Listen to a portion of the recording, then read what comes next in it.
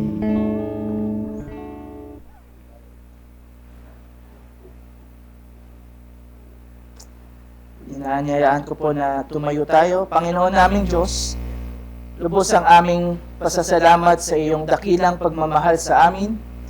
Bagamat kami po ay hindi karapat-dapat sa iyo, minarapat mo pa rin kami maging mga anak mo sa pamamagitan ng pagkamatay ni Jesus sa krus ng Kalbaryo para sa ikapagpapatawad ng aming mga kasalanan. Dalangin po namin na sa aming pagtanggap sa simbolo ng katawan ni Jesus na nabayubay sa krus, patuloy po ninyong pag-alabi ng aming mga puso sa pagpupuri sa iyo. Pagpalain mo po ang simbolong ito upang ito'y maging pagpapala rin sa amin. Sa pangalan ni Jesus. Amen.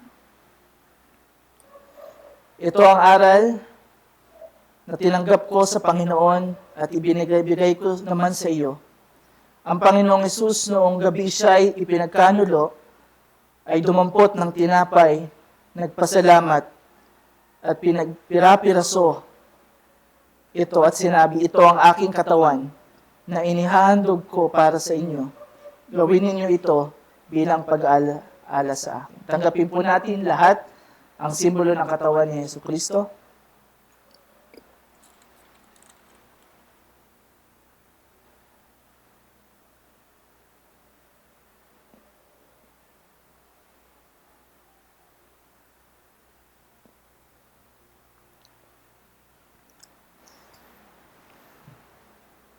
Panginoon naming Diyos, kami ay nagpapasalamat din sa krus ng Kalbaryo, ang siyang nagugas ng aming mga kasalanan, upang kami maituring mong mga anak.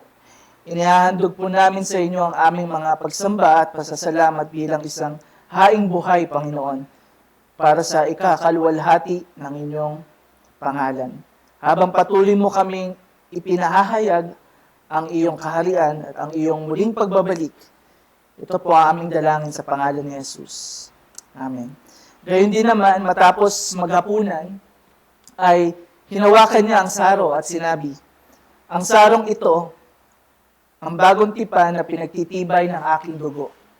Tuwing iinumin ninyo ito, gawin ninyo bilang pag-aalaala sa akin. Sapagkat tuwing kakain kayo ng tinapay na ito at iinom sa sarong ito, ay ipinapahayag ninyo ang kamatayan ng Panginoon hanggang sa muling pagparito niya. Tanggapin po natin lahat ang simbolo ng dugo ni Kristo.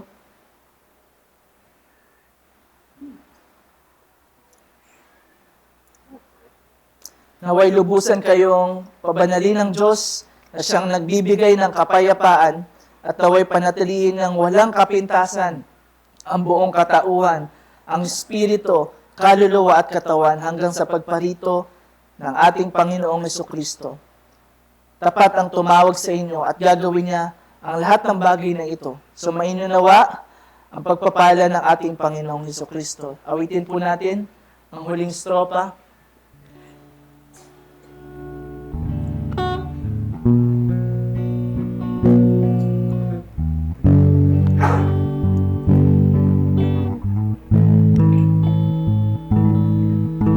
Ito tinapay ng buhay. Yan ang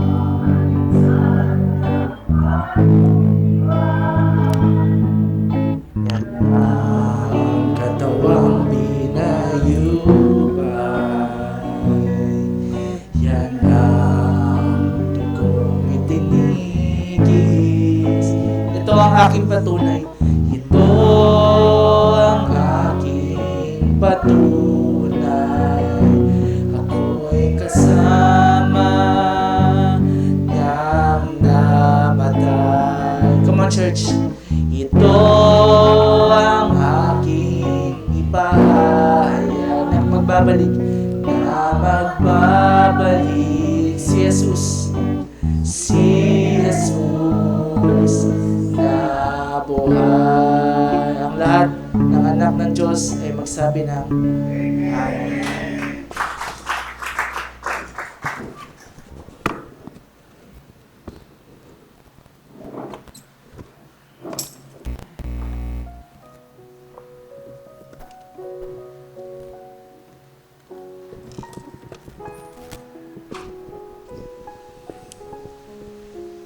Tayo dumako sa huling bahagi ng ating pananambahan, ang pananambahan ng pagbibigay. Sa ikalawang Korinto, Kapitulo 9, talatang 10 hanggang 11, ang sabi po rito, at ang nagbibigay ng binhi, siya naghahasik at ng tinapay na pinapagkain, magbibigay at magpaparami ng iyong binhi upang ihasik at magdaragdag ng mga bunga ng inyong katawiran. Yaman kay pinayaman sa lahat ng mga bagay na ukol sa lahat ng kagandang loob na nagsisigawa sa pamamagitan namin ng pagpapasalamat sa Diyos. Ay dumako po sa masamayang pagbibigay.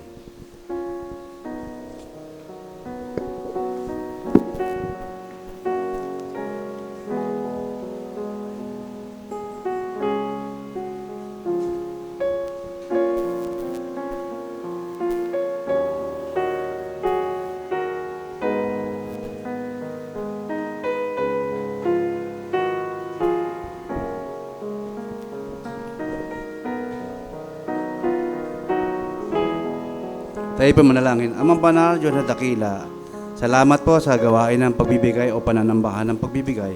Dahil po dito, ang lahat ng mga pangailangan ng iglesia mo ay napupunan mo sa pamamagitan ng pagbibigay ng mga kapatiran. Salamat po sa araw-araw namin buhay na hindi mo kami pinababayaan na iniwan. Tinutugan mo lahat ng mga pangailangan namin. Lahat ng resources, lahat ng mga blessing, lahat ng biyaya mo, Panginoon Diyos. Kaya Panginoon Diyos, dalayan po namin na huwag kayong manghinawa sa pagbibigay sa amin sa araw-araw. Sa inyong papuri, kadakalaan, kaluwatian. Sa pangalan ni Jesus, ang lahat po ay magsabi ng Amen. Para sa mga pagbati, yun. Happy birthday, Marinel Abutin at Marilyn Kalimag. Yung kambal. Kambal. Sino pa? Happy birthday, sister. Happy birthday, Aisa Khalid, March 7. Okay. Wala na? Kung wala na, tawagan natin ulit si Elder Pude para sa ating benediksyon.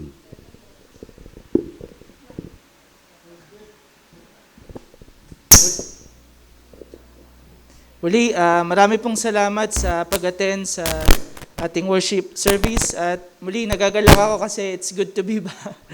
For almost, I think 1.5 years. So, patuloy niyo po kaming ipanalangin ni Pastor Ding para at least magkaroon din po siya na... Opo, ngayon, siguro last preaching ko was 2019. 2019 pa po. Mula ng pandemic, wala na muna. Kasi nga, tinapos ko lang po yung requirements ko sa school. At praise the Lord, nasa huling yugto na po ako at salamat po sa Panginoon. Sige po, inaanyayahan ko po ang lahat na tumayo.